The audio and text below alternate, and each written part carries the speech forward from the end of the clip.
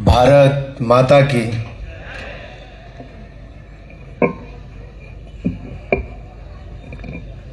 मौसम ठंड का है पर इतनी भी नहीं है, और सुजानपुर स्कूल टीरा में हो तो जयकारा ऐसा लगना चाहिए कि सीमा पार आवाज जाए। और दुश्मनों की आधी जान तो हमारी दहाड़ से ही निकल जाती है कि नहीं। ऑपरेशन सिंदूर में भी सबने देखा है, और आधी जंग हम दहाड़ से जीत लेते हैं। तो एक बार सबका जयकारा भी वैसे ही होना चाहिए। भारत माता की, भारत माता की। इस कोने से आवाज कम आई है कि उससे कम आई है? देखिए, दोनों भुजाएं ऊपर करेंगे, एनएसएस के वॉलंटियर्स भी और हमारे एनसीसी के कैडेट्स भी और बाकी भी, तो कितना फर्क पड़ता है। भारत माता की, भारत माता की, भारत माता की। वंदे वंदे वंदे वंदे। माननीय विधायक कैप्टन रंजीत सिंह राणा जी, सुजानपुर सैनिक स्कूल की principal group captain Rachna Joshi ji, vice principal Akshay Kumar Sahu ji, brigadier Sandhu ji, admin officer lieutenant colonel Rajendra Singh ji, old boys के सभी प्रतिनिधि। ओल्ड बॉयज तो यहां पर बहुत अलग अलग बहुत बड़े बड़े अधिकारी हैं, मैं सबका नाम नहीं ले सकता। Faculty members, non faculty members, parents, students और मीडिया से आए हुए मेरे प्रिय मित्रों, आप सभी को मेरा हार्दिक नमस्कार। सबसे पहले तो मैं सैनिक स्कूल सुजानपुर टीरा के 48वें स्थापना दिवस और वार्षिकोत्सव पर आप सबको बहुत बहुत बधाई और शुभकामनाएं देता हूं। सैनिक स्कूल सुजानपुर टीरा ये मात्र एक शैक्षणिक संस्थान ही नहीं, ये स्कूल ऑफ पैट्रियोटिज्म है, ये स्कूल ऑफ नेशनलिज्म है। और आपकी उपलब्धियां जो आपकी प्रिंसिपल महोदय ने बताई, अब देश के नंबर 1 सैनिक स्कूल बनने पर भी आपको बहुत बहुत बधाई है। हालांकि मेरे पास तो पार्लियामेंट के ही आंकड़े थे जो एक प्रश्न के उत्तर में पूछा, तो उसमें जहां एक और उत्तराखंड का स्कूल 27% उसकी भागीदारी, जो हमारे स्कूल स्टूडेंट्स हैं उनमें से कितने कैडेट्स बनते हैं या सेना में कितनी अपनी सेवाएं देते हैं, उनकी परसेंटेज 27% थी, और सुजानपुर सैनिक स्कूल की लगभग 20.7% थी।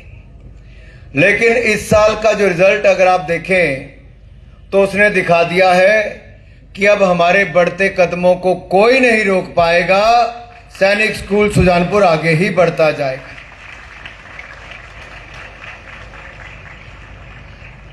और पिछले 4 दशकों में लगभग 650 से अधिक हमारे कैडेट्स ने सेना में, नौसेना में, वायुसेना में अधिकारी बनने का भी गौरव प्राप्त किया है, स्कूल का मान सम्मान बढ़ाया है। और इस बार भी 64 हमारे कैडेट्स ने, 64 में से 35 ने एनडीए की जो लिखित परीक्षा है उसको उत्तीर्ण किया है। उसके लिए मैं आप सबको बहुत बहुत बधाई देता हूं। ये मुझे लगता है मैम आज तक का सर्वोच्च रिकॉर्ड आपका रहा है, सबसे अच्छा रिजल्ट आपने अब तक का दिया है। तो यहाँ के जो स्टूडेंट्स हैं, यहाँ के जो हमारे बच्चे हैं, आप सब राष्ट्र की धरोहर हैं, राष्ट्र के आप पहरेदार हैं और राष्ट्रीय सुरक्षा का आप प्रतीक हैं। साथियों, सन 1978 में जब सैनिक स्कूल सुजानपुर की स्थापना हुई तो इस संस्थान की नींव इस भावना के साथ रखी गई थी कि यहां का हर एक कैडेट राष्ट्रभक्ति, ईमानदारी, उत्कृष्टता का प्रतीक बने।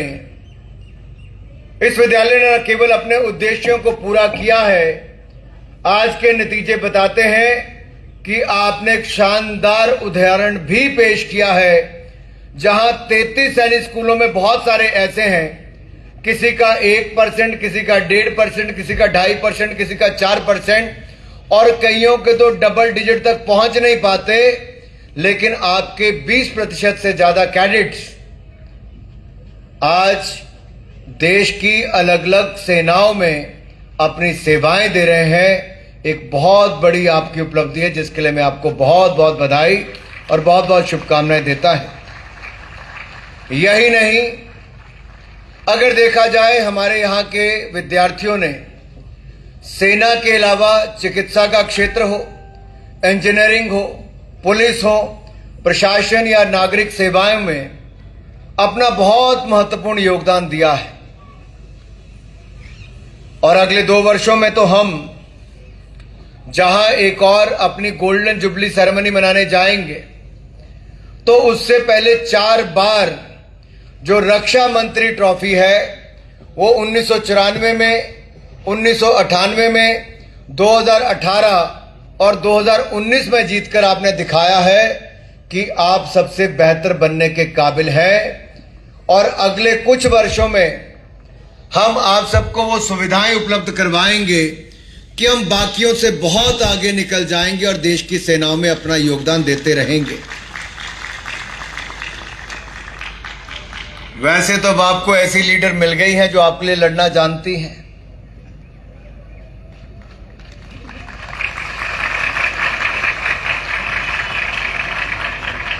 एमपी बने तो मुझे भी 17 साल हो गए। सैनिक स्कूल के मैंने भी बहुत सारे प्रिंसिपल और अधिकारियों से बातचीत की,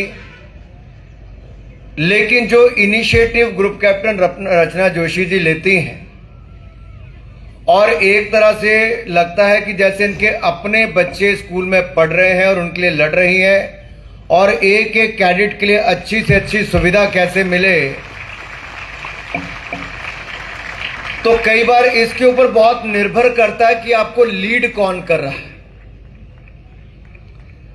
तो ओल्ड बॉयज से भी हक से कहना कि मुझे ये स्कूल के लिए करके दीजिए, और ओल्ड बॉयज भी आगे बढ़कर आए, इसके लिए भी मैं आपका बहुत आभार सबका करता हूं। कम हो ज्यादा हो, कहते हैं बूंद बूंद से ही घड़ा भरता है, और छोटे से छोटे सहयोग से ही हम एक बड़ा बदलाव अपने स्कूल में ला सकते हैं। मैं मैम से बैठे बैठे पूछ रहा था कि इनमें से कुछ बच्चे छोटे हैं, कुछ सीनियर्स हैं। हॉस्टल में तो ये अपने सामने इनको खड़ा भी नहीं रहने देते होंगे, काम करवाते होंगे। सीनियर जूनियर की प्रथा होती होगी, कोई गर्म पानी भर के लाता होगा, कोई कपड़े प्रेस किए कपड़े लाता होगा जूनियर सीनियर के लिए। तो यहां पे डांस करने के लिए तो आपने मंच एक साथ दे दिया। ये लुंगी डांस यहां तो इकट्ठे करते होंगे, हॉस्टल में लुंगी खींचने का काम भी करते होंगे।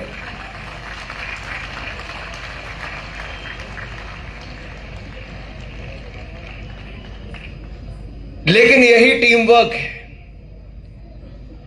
और यही हम फौज में भी देखते हैं कि जब आंतरिक या बाहरी चुनौतियां हम सबके सामने होती हैं, तो कोई ये नहीं देखता कौन सीनियर कौन जूनियर है। हम एक टीम के रूप में अपने नेता के पीछे खड़े होते हैं, उनके निर्देशों की पालना करते हैं और अपना बेहतर प्रदर्शन वहां पर भी करते हैं। और देवभूमि, वीरभूमि हिमाचल प्रदेश तो ऐसा है जिसने वो गौरव प्राप्त किया है कि देश के पहले परमवीर चक्र विजेता कोई हुए तो मेजर सोमनाथ शर्मा हमारे हिमाचल प्रदेश से हुए। कारगिल का युद्ध हुआ, चाहे राज्य हमारा छोटा है, उपलब्धियां बहुत बड़ी, सबसे ज्यादा शहादत कारगिल के युद्ध में किसी ने दी तो हमारे हिमाचल प्रदेश के वीर सैनिकों ने दी है। और रक्षा मंत्री जी के दफ्तर अगर आप कभी साउथ ब्लॉक जाएं तो पहली फोटो आपको मेजर सोमनाथ शर्मा की नजर आती है। और जैसे कारगिल के युद्ध तक आप जाते हैं अगली देखते देखते तो उनमें से 4 परमवीर चक्र विजेताओं में से भी 2 कैप्टन विक्रम बत्रा और राइफलमैन संजय कुमार हमारे हिमाचल प्रदेश से ही आते हैं।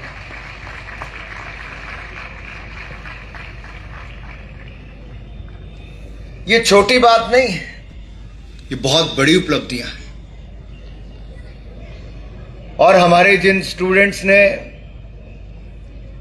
इस देश के लिए अपना बलिदान दिया, योगदान दिया, उनके नाम पर यहां पर विभिन्न ट्रॉफीज को भी रखा गया। जब मैं उनके पेरेंट्स को यहां पे मिल रहा था,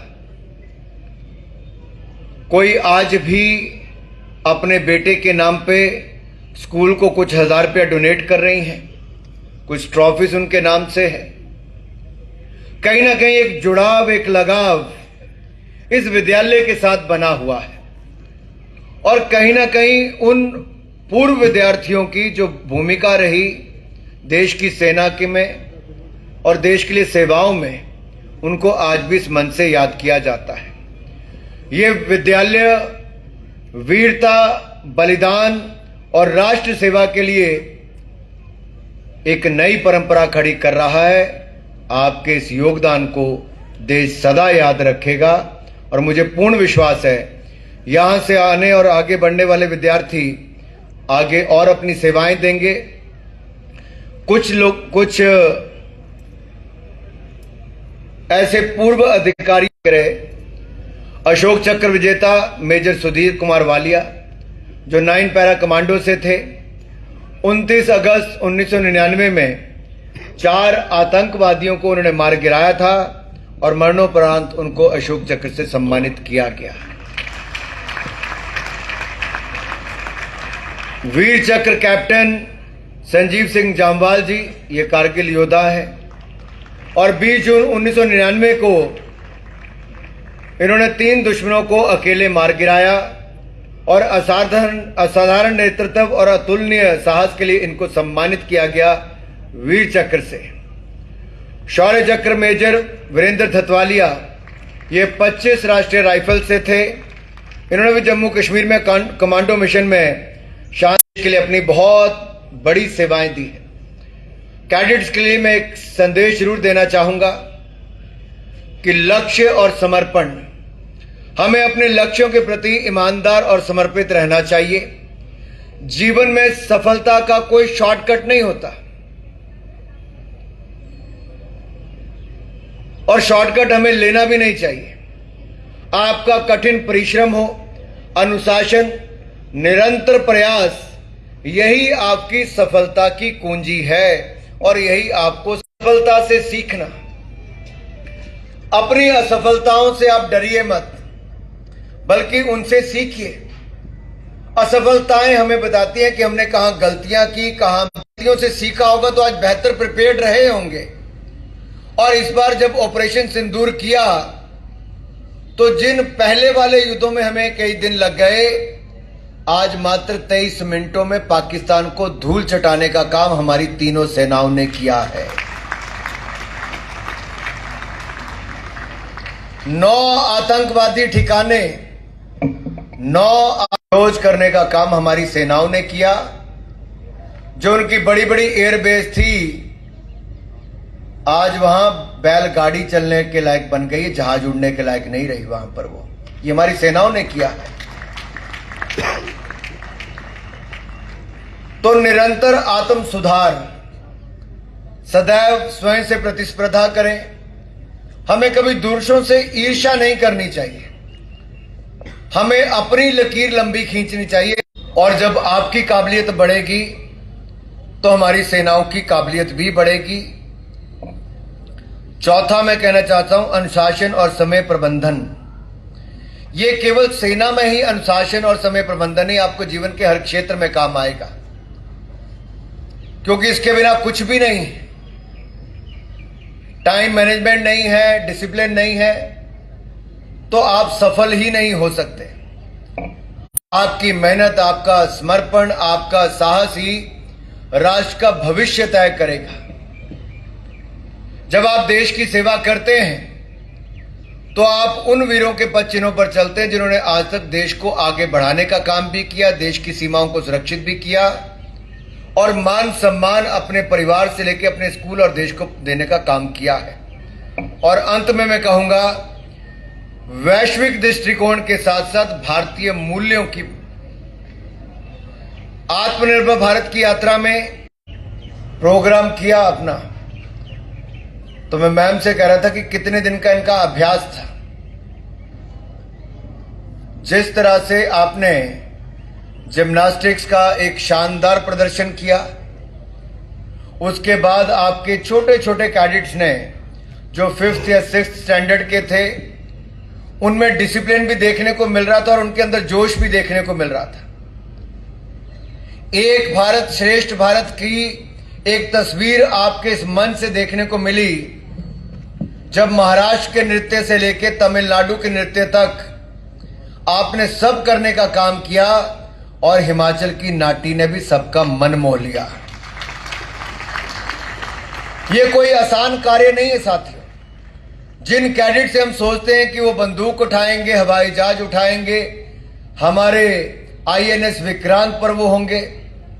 और जब मैं आईएनएस विक्रांत की बात करता हूं, जब मैं पब्लिक अकाउंट कमेटी के सदस्य के रूप में पिछले साल आईएनएस विक्रांत पर गया, तो मेरा सीना चौड़ा हो गया कि हमारे भारत का अपना बनाया हुआ युद्धपोत दुनिया के किसी भी नेवी से लोहा लेने की क्षमता रखता है। और जब वहां से फाइटर जेट उड़ते हैं, कितनी मंजिल नीचे जाना पड़ता है और कितनी मंजिल आपको ऊपर जाना, आप सोच ही नहीं सकते हो। अपने आप में अंदर एक शहर बसा हुआ है। मैं इससे पहले भी बहुत सारी सबमरीन या फिर युद्धपोत पर गया हूं। वहां पर जब हमारे चीमा जी वेस्टर्न कमांड को देखते थे, तब मैं मुंबई में गया था, बहुत अंदर तक हम शिप को लेकर भी गए। पहले वाली सबमरीन्स और अब वाली सबमरीन्स, या पहले वाले युद्धपोत और अब वाले युद्धपोत में बहुत फर्क है। सेवाओं यानी कि आपको सुविधाएं बहुत बेहतर पहले से मिलनी शुरू हुई हैं, लेकिन फिर भी जीवन बहुत कठिन है। और मैं यही कह सकता हूं, आपको हर क्षेत्र के लिए की नई रक्षा नीति है, जिसका मैं उल्लेख यहां पर जरूर करना चाहता हूं। आज हमारा देश एक मजबूत हाथों में है और 2014 से पहले जो आतंकवादी हमले हुए, अगर मैं 26/11 का उल्लेख करूं, तो हमारी सेना तो उस समय मुंह तोड़ जवाब देने के लिए तैयार थी। लेकिन उस समय की सरकार दुनिया के अन्य देशों की ओर देख रही थी कि कहीं वो बुरा ना मान जाए। आज हम दुनिया के अन्य देशों की ओर नहीं देखते। आज अगर स्ट्राइक हो, सर्जिकल स्ट्राइक हो या ऑपरेशन सिंदूर हो, हमने पहले किया है, मुंह तोड़ जवाब दिया है। दूसरे देश के अंदर, उनकी सीमाओं के अंदर घुसकर उनके घर में मुंह तोड़ जवाब देने का काम हमारी सेनाओं ने किया है।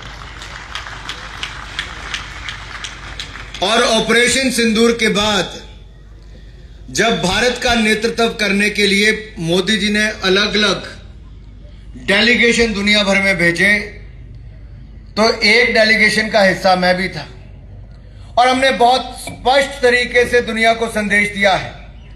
भारत ने विश्व को बता दिया है कि भारत के विरुद्ध किए गई कोई भी आतंकी कार्रवाई, कोई भी हमला भारत की संप्रभुता पर हमला माना जाएगा, वो भारत पर हमला माना जाएगा और उसका मुंह तोड़ जवाब दिया जाएगा। और अगर कोई ये कहता है कि वो परमाणु शक्ति है, वो जितना मर्जी कह ले, अब परमाणु धमकी नहीं चल सकती। हम मुंह तोड़ जवाब देंगे। जैशे मोहम्मद हो, लश्कर तैयबा हो, जो बड़े बड़े आतंकी अपने आप को कहते थे, उनके परिवारों का खात्मा भी उनके सामने करने का काम हमारी सेनाओं ने करके दिखाया है। उनके जनाजे उठाने के लिए आतंकवादी खत्म हो गए तो पाकिस्तान की पुलिस और पाकिस्तान की फौज आतंकवादियों को जनाजे उठाते हुए रोते हुए नजर आई। दुनिया ने देखा कि पाकिस्तान की फौज और पाकिस्तान की पुलिस ये मिली हुई है आईएसआई से लेकर, ये सारे आतंकवादियों को शरण भी देते हैं, ट्रेनिंग भी देते हैं, भारत के खिलाफ हमले देने के लिए तैयार भी करते हैं। वो आतंकवादी पैदा करते हैं और हम आतंकवादियों को मार गिराने के लिए वीर सैनिक खड़े करते हैं, वीर सैनिक तैयार करते हैं। साथियों, आपके यहीं के स्टूडेंट आज आदमपुर में हमारी वायुसेना का नेतृत्व भी कर रहे हैं और पाकिस्तान की ओर से जितने रॉकेट छोड़े गए, ड्रोन छोड़े गए, S-400 हो या बाकी, उससे उनको मार गिराने का काम भी आपके ही एक पूर्व सैनिक ने किया, उनके नेतृत्व में हुआ है। साथियों, मेरी बुआ के बेटे जो भारतीय वायुसेना में भी हैं, उच्च पद पर हैं। मैं भूपिंदर सिंह कंवर जी से बात कर रहा था। मैंने कहा आप सबको तो मेंटर और मेंटी का एक कार्यक्रम यहां पे शुरू करना चाहिए। जब ओल्ड बॉयज यहां पर आते हैं तो अगर आप एयर कमांडर हैं तो आपको कुछ बच्चों के साथ बैठना चाहिए। 20 बच्चों का ग्रुप हो, आप उनसे बात कीजिए। ब्रिगेडियर साहब आए तो उनको अपना उनसे अनुभव साझा करना चाहिए। मुझे लगता है अगर आप अपने अनुभव यहां पर साझा करेंगे, पूरा दिन निकालकर अगर आते हैं, समय समय पर जब भी आए, तो और अगर आप कुछ कैडेट्स के साथ निरंतर संपर्क में रहेंगे तो जब जब ये लो फील करते हैं या इनको लगता है कुछ और सीखना है, तो अपने टीचर से ज्यादा ये शायद आपके अनुभव से ज्यादा सीख पाए। And if you have this mentor mentee programme, we can help them, we can groom them, we can prepare them for the years to come. Apart than them, I think we need to give them more exposure trips, not only in the field of Army, Navy, Air Force, but also into the various verticals, how the drones are made, manufactured, how the new technologies are being used, from the artificial intelligence to the machine learning, Internet of Things. Because artificial intelligence is going to play a very, very important role in the coming years. Cyber security is another threat. So can we start these kind of programs apart than the traditional programs in the Sainik school? If you want, I can ask the IIT Mandi to have a program with Sainik school, because they are also manufacturing the drones. और वो drone वहां पे बनाते हैं जो हमारी भारतीय सेनाओं के लिए लगते हैं। दूसरा, गरुड़ा जो ड्रोन बनाने वाले हैं, उनके 1-2 विंग्स का मैंने ही शिलान्यास किया था। आज वो खेती बाड़ी से लेकर सेना के लिए बहुत सारे अपनी सेवाएं दे रहे हैं। तो ड्रोन से लेकर जो डिफेंस मैन्युफैक्चरिंग कंपनीज हैं, I can speak to them, we can connect them with the Sainik school Sujanpur. You can have a visit to their manufacturing facilities. They can also come and speak to our cadets here. So I think that can help the young cadets to learn that what kind of weapons they have to use in future. और उसके साथ साथ आपको यही नहीं, भारत आज जो defence manufacturing में अपनी नई ऊंचाइयों पे पहुंचा है, आपको जानकर प्रसन्नता होगी। लेकिन प्रसन्नता से पहले मैं बता दूं कि भारत दुनिया का सबसे बड़ा आयातक था डिफेंस इक्विपमेंट का। हम हथियारों के आयात करने वाले नंबर 1 देश थे। देश की अपनी काबिलियत थी, लेकिन पूर्व की सरकारों ने उस तरह से खड़ा ही नहीं किया। हमने आत्मनिर्भर भारत का नारा, मुझे आज भी याद है, मैं MOS फाइनेंस और कॉर्पोरेट अफेयर्स था, और जो देश के लिए पैकेज उस समय मोदी सरकार बना रही थी, तो उसका एक महत्वपूर्ण हिस्सा मैं भी था, क्योंकि फाइनेंस के बिना कुछ नहीं होता था। उस समय हमने कहा कि डिफेंस और स्पेस सेक्टर को हमें देश के युवाओं के लिए खोलना है। डिफेंस मैन्युफैक्चरिंग में हमें अपनी काबिलियत को बढ़ाना है।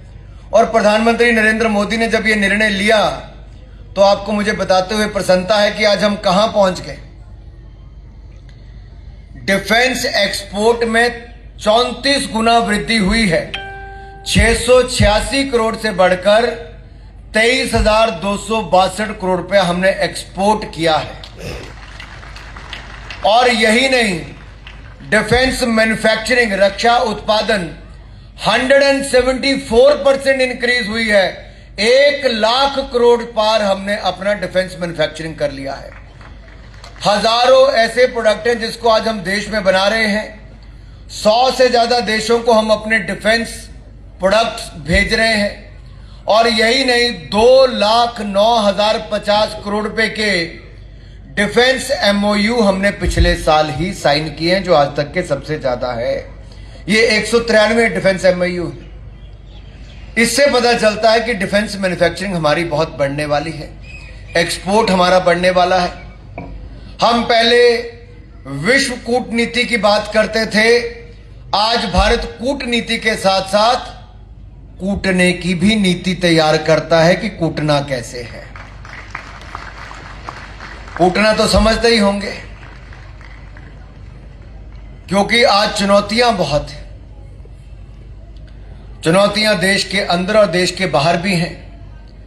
जहां तक नक्सलवाद की बात है, हमने तय कर लिया है कि 2026 मार्च तक हम देश से नक्सलवाद की समाप्ति कर देंगे। और आज बहुत सारे नक्सलवादियों ने हथियार डाल भी दिए हैं, बहुत सारों को मार गिराया भी है। मार्च 2026 में भारत से नक्सलवाद का पूर्णतः खात्मा करके ही छोड़ेंगे। और जब मैं डिफेंस मैन्युफैक्चरिंग की बात कर रहा था तो ऑपरेशन सिंदूर में स्पष्ट तौर पे नजर आया कि ब्रह्मोस मिसाइल या फिर आकाश एयर डिफेंस सिस्टम हो, Pinaka multi barrel rocket launcher हो, D4 एंटी ड्रोन सिस्टम हो, ये भारतीय वैज्ञानिकों ने और हमारी जो कोलैबोरेशन है उसके माध्यम से हमारे टैंक से लेके मिसाइल तक, एयर डिफेंस सिस्टम्स तक, ये सब आज हम देश के अंदर अपना तैयार कर रहे हैं, भारत को और मजबूत कर रहे हैं।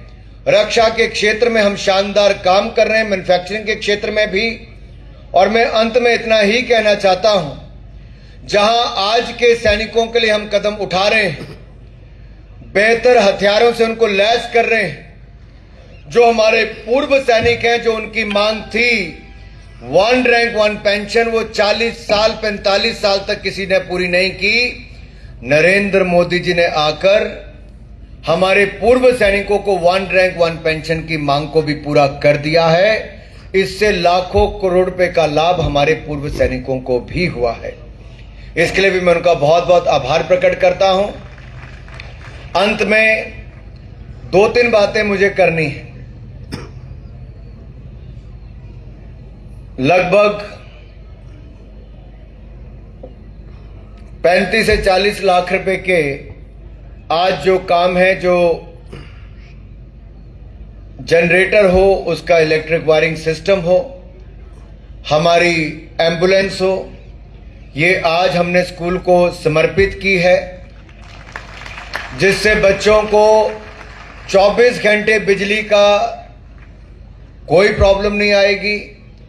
स्वास्थ्य की कोई इमरजेंसी आती है तो उसके लिए एम्बुलेंस आपके पास होगी।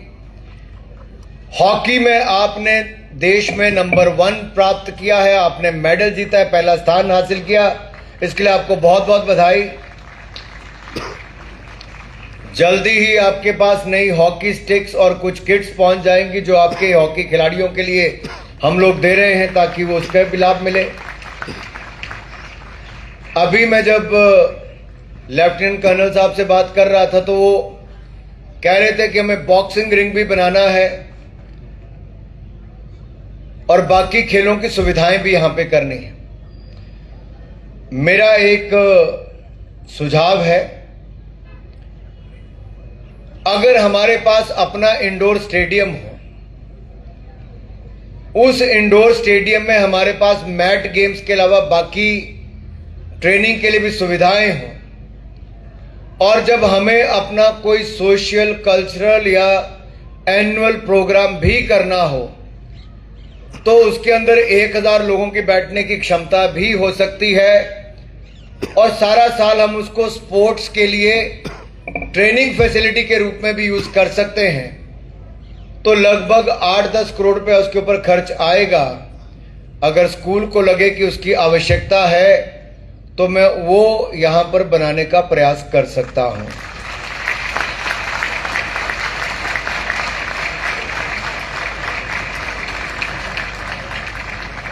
इससे किसी भी मौसम में, बारिश के मौसम में अगर हमारे कैडेट्स को ट्रेनिंग में मुश्किल आती है तो हम इंडोर ट्रेनिंग कर सकते हैं।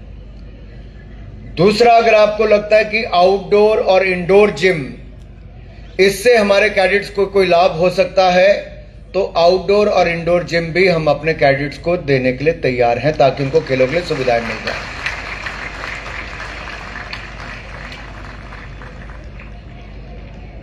आपके हॉस्टल की बिल्डिंग्स,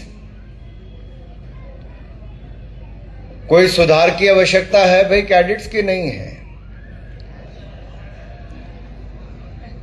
तो आपके 2 नए हॉस्टल तो लगभग 6.5-7 करोड़ रुपए की लागत से बनने जा रहे हैं। लेकिन मैंने मैडम से कहा है कि मेरा प्रयास रहेगा कि जब हम 50वीं वर्षगांठ स्कूल की मनाएंगे तो हमारे सारे हॉस्टल्स ही नए बन जाएं, तो इससे अच्छा कुछ नहीं होगा।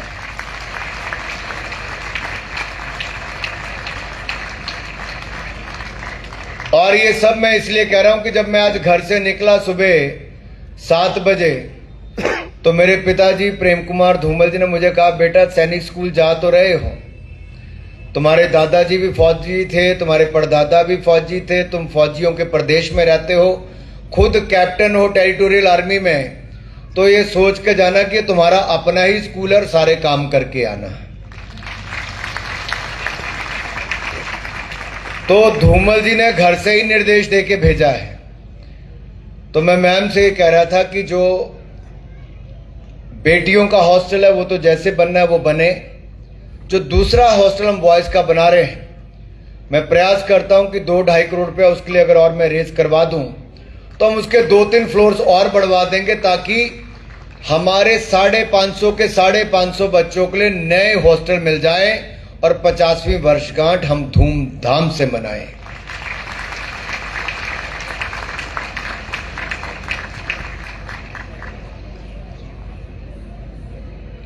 मैं बीच में फिर किस दिन आऊंगा, मुझे पता कैडेट सुबह 7:30-8 बजे से लेकर रात के 10:30 बजे तक व्यस्त रहते हैं, 5 बजे से। Thank you for correcting me. लेकिन मेरा फिर भी मानना है हम अपने हॉस्टल ब्लॉक्स के बीच में थोड़ा सा गार्डनिंग, थोड़ा सा लैंडस्केपिंग के माध्यम से अपने उस क्षेत्र को बहुत खूबसूरत बना सकते हैं। और हम इकट्ठे मिलकर प्रयास करेंगे, कुछ प्रोफेशनल्स को लाएंगे, खुद कुछ गार्डनिंग करेंगे, और जब आपके अपने माता पिता 2 साल के बाद यहां पर आएंगे तो आप देखेंगे हम इस पूरे बिल्डिंग को एक इतना खूबसूरत बना देंगे, इतना सुंदर कॉम्प्लेक्स बनाएंगे कि देश के 33 सैनिक स्कूलों में कोई कंपटीशन कर ले, अगले 2 साल के अंदर देखने में भी, परफॉर्मेंस में भी, एजुकेशन में भी, स्पोर्ट्स में भी नंबर 1 सैनिक स्कूल सुजानपुर टीरा ही होगा। और हम इसको एक मिशन के रूप में लेके चलेंगे। हम इसको एक मिशन के रूप में लेके चलेंगे जिसमें पेरेंट्स का योगदान भी होगा, स्टूडेंट्स का योगदान भी होगा, हमारे टीचर्स का योगदान भी होगा, एक्स स्टूडेंट्स का भी योगदान होगा, और मेरे जैसे और कैप्टन साहब जैसे लोगों का योगदान भी होगा। हम पांचों मिलकर जब इकट्ठे होंगे तो एक बड़ी ताकत के रूप में अपनी एक बड़ी सुविधा स्कूल में खड़ी करेंगे। तो सब तैयार हैं सेवाएं देने के लिए? माता पिता ने हाथ खड़ा कर दिया, ओल्ड स्टूडेंट्स के हाथ खड़े नहीं हुए भाई।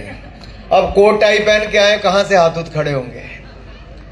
तो अगर सब तैयार हैं कि इसको नंबर 1 सैनिक स्कूल बनाना है और गोल्डन जुबली को पूरे धूमधाम से मनाना है, तो हम इसका भी रोड मैप तय करेंगे कि हमारा गोल्डन जुबली सेलिब्रेशन कितनी धूमधाम से होगी।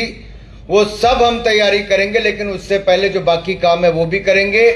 और कहीं ना कहीं से हम ऐसी सुविधा खड़ी करेंगे कि आपकी स्कूल की छतों के ऊपर अगर सोलर पावर प्लांट लग सकें तो हम यहां से बिजली का उत्पादन भी करेंगे, बिजली भी पैदा करेंगे।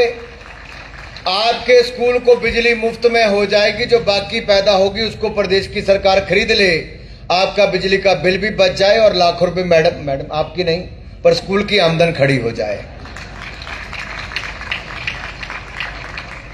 तो मैं चाहता हूं कि जब तक मैडम का कार्यकाल यहां पर है तब तक तो भूपेंद्र भाई आपकी भी रिटायरमेंट हो जाएगी 2 साल में, है ना? तो तब तक हम सब इकट्ठा काम कर लेंगे। लेकिन एक बात का विश्वास दिलाता हूं, 50वीं वर्षगांठ धूमधाम से मनाएंगे। कैडेट्स अपनी पूरी ताकत अपने आप को तैयार करने के लिए देश में किसी भी तरह की सेवाएं देनी हो, चाहे सेना में हो या गैर सैनिक क्षेत्र हो, हर तरफ केवल राष्ट्र को आगे बढ़ाने के लिए करेंगे, क्योंकि 2047 में हमें भारत को विकसित राष्ट्र बनाना है। और विकसित राष्ट्र बनाने के लिए सीमाएं भी सुरक्षित रखनी है, युवाओं को भी समर्पण भाव पैदा करना है, और हमें इसको संकल्प से सिद्धि की यात्रा को इकट्ठे मिलकर पूरा करना है। आप सब आए, आप सबका बहुत बहुत स्वागत, अभिनंदन। मैंने कहा था, मैं क्षमा चाहता हूं क्योंकि 11 बजे का आपका कार्यक्रम पहले तय था, मेरे कारण आपको 9 बजे करना पड़ा। मैं 8:30 बजे यहां पर पहुंच गया, तो मैडम ने कहा भाई 9 बजे तो आओ, 8:30 बजे आ गए आप सुबह सुबह। मैंने कहा आपके साथ चाय पी लूंगा, समझ लूंगा स्कूल को क्या क्या चाहिए। तो मैंने जो आधे घंटे में समझा वो सारी जिम्मेदारी मैंने अपने और आपके कंधों पे ले ली है।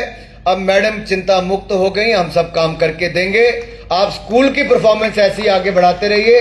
आप सबको बहुत बहुत बधाई, बहुत बहुत शुभकामनाएं। जय भारत, जय हिमाचल।